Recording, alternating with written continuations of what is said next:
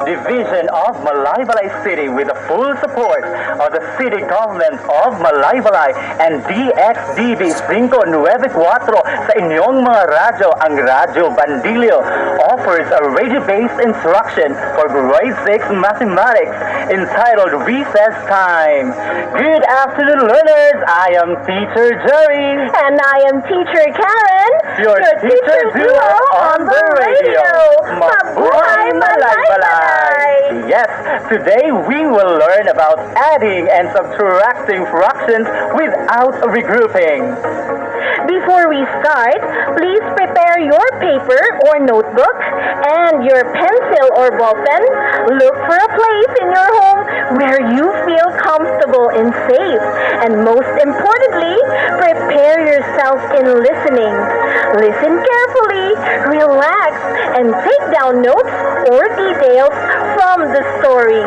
Yes, if you have questions or if you have something to share about a lesson for today, you can directly text me through these mobile phone numbers 0935-2310-211 for Globe and TM subscribers. Also, my number is 0929-210-7072 for Smart and Talk and Text subscribers.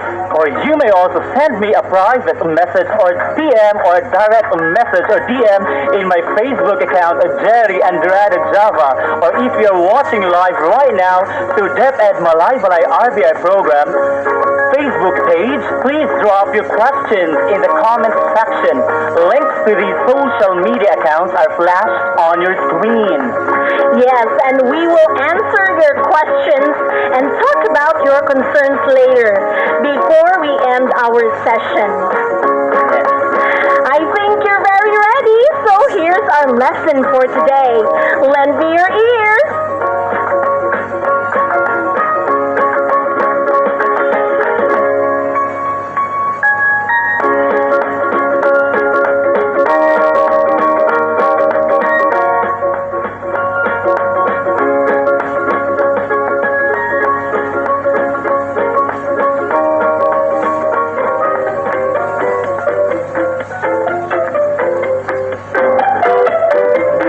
Good day, everyone. I hope you're all doing well, class. So, are you ready? Our lesson for today is all about addition and subtraction of simple fraction without regrouping. I have a story to tell entitled Recess Time. Listen carefully and get ready with your learning sheets, ball pen, and paper to answer the exercises after.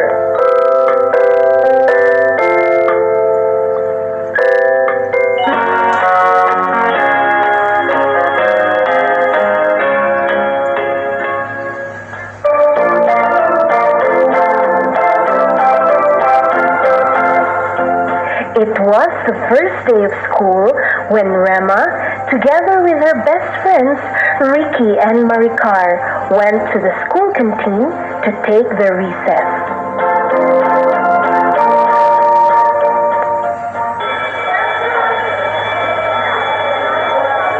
Yes! It's recess time! Obviously, your favorite subject is recess. Sana all. Guys, you know, math subject is always making me hungry. You don't have to explain, Maricar, because I know you and Ricky love to eat.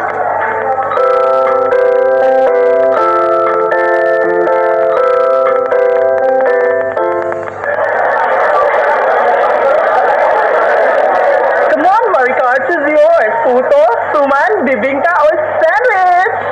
Let's buy everything here, Granny. Are you sure you're really that hungry? Guys, here's our fake banana cake. Go, Ram, let's have that. I'm already starving, you know.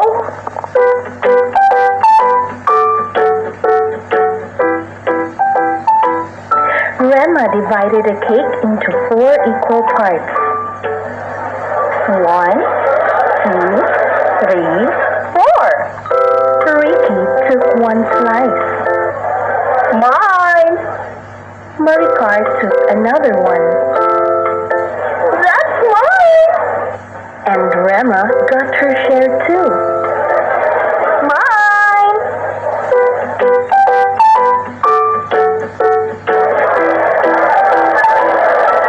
Guys, I'm sorry, but this 1/4 slice isn't enough for me. Hey, Maricar, don't worry. We still have lunch, okay?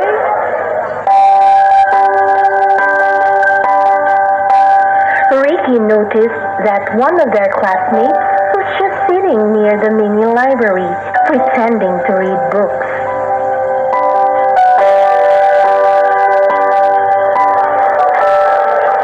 Guys, is it okay if I give this extra slice to our classmates? Yeah, sure. Go ahead, Rick.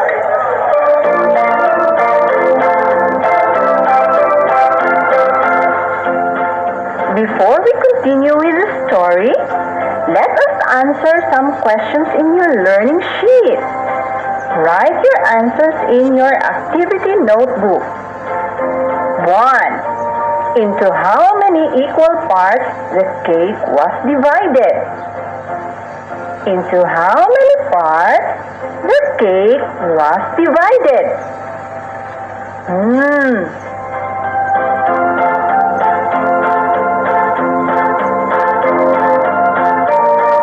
Alright. 2. What portion of the cake was taken by Rema?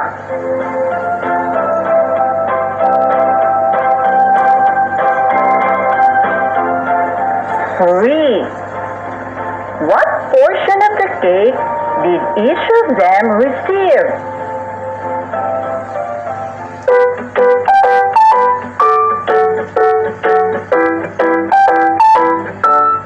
'So now, let's continue with the story.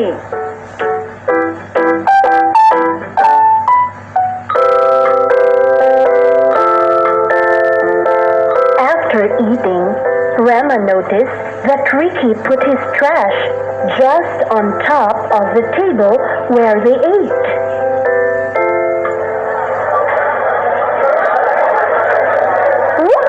Ricky, observe play go.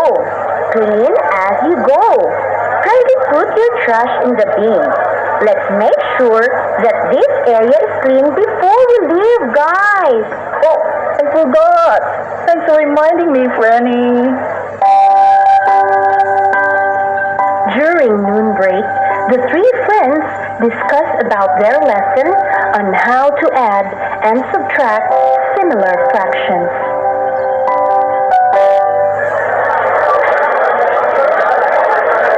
Could you explain to us our lesson this morning on addition and subtraction of simple fractions? Sure, Franny, but promise me that you shall listen to me carefully. Okay, go, Teacher Emma. Well then, let's begin. In adding and subtracting simple fractions, we need to add or subtract the numerator and just copy their common denominator. I'll repeat. In adding or subtracting simple fractions, just add or subtract the numerators and then copy their common denominator. Please take note. Always reduce your answer to lowest term if possible.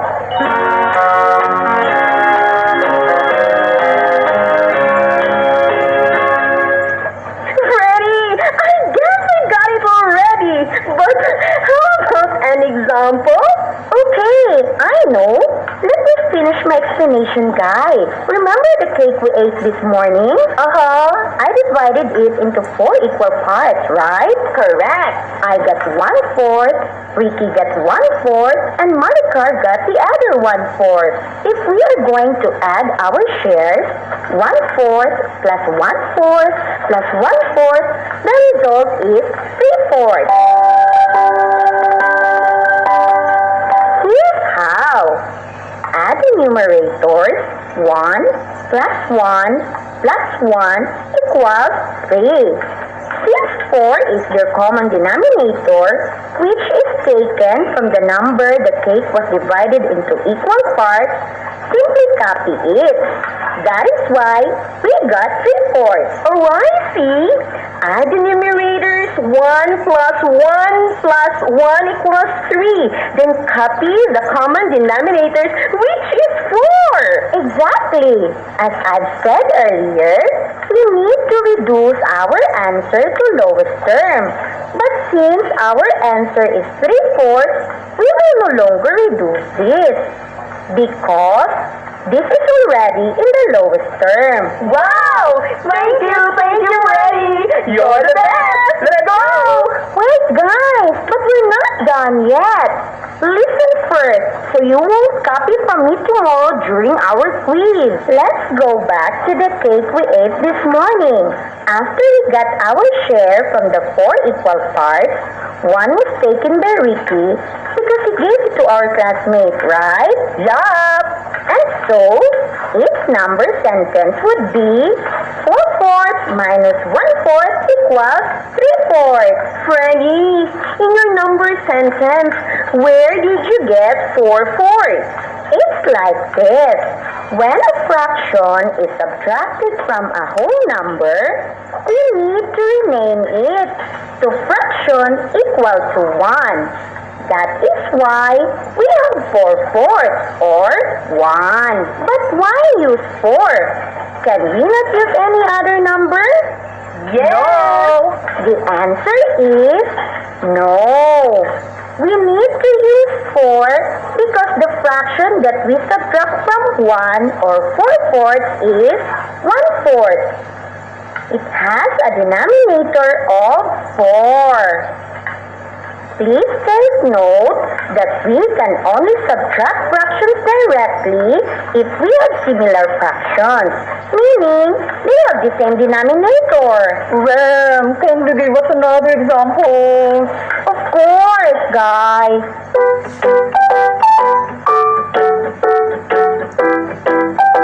Rema gave Ricky and Maricar an activity that whoever answered most will be the winner, and they went back to their classroom.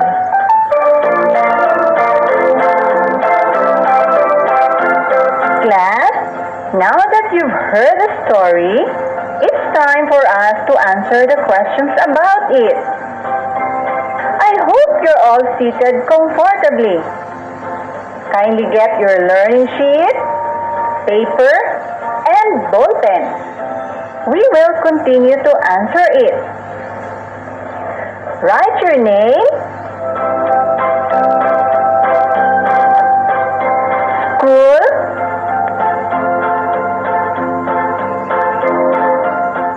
grade,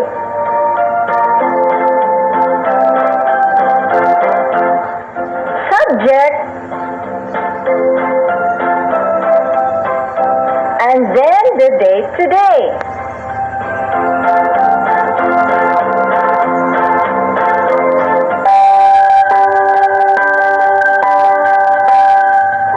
Okay, done already? Keep all your notes and listen very well.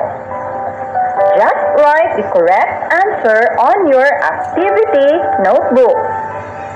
I'm pretty sure you all can do this. Okay? Game na? For our fourth question.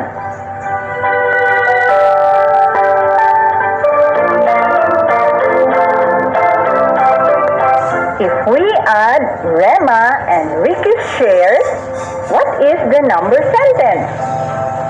What is the answer?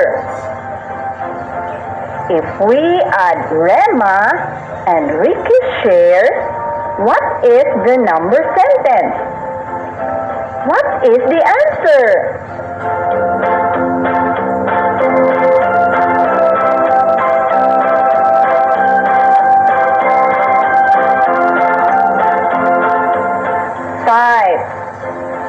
Find the sum of 3/5 plus 1/5. Find the sum of 3/5 plus 1/5.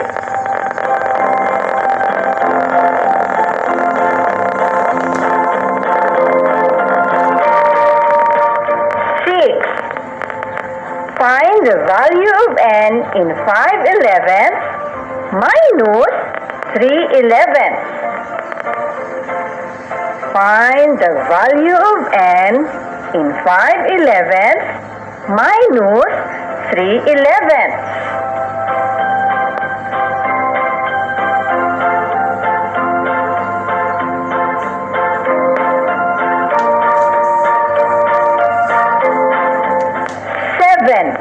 What value was shown when the children left the area clean?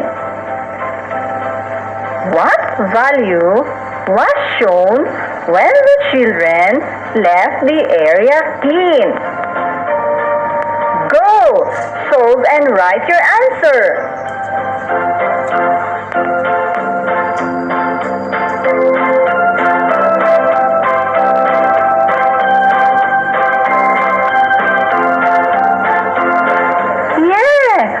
Almost done. 8. Did Ricky do the right thing when he gave the extra share to his classmate? Why? Did Ricky do the right thing when he gave the extra share to his classmate? Why?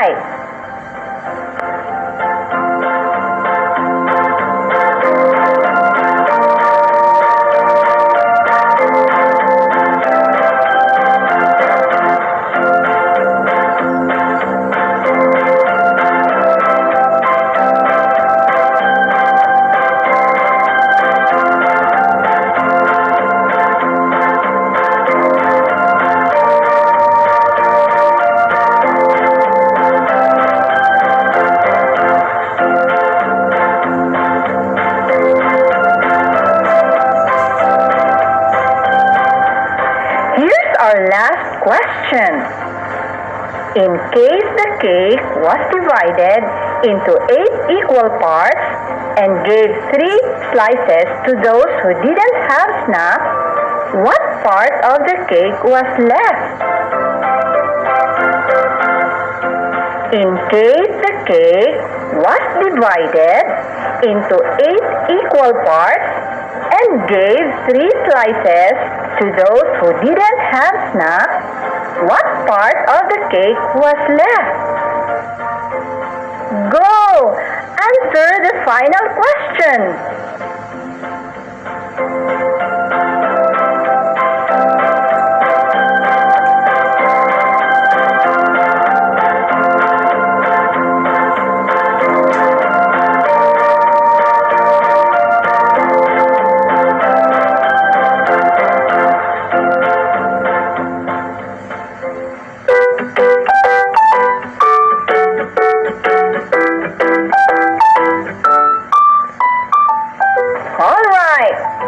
That's the end of our short quiz. Have you answered everything? Yeah, of course, because you listened well to our story.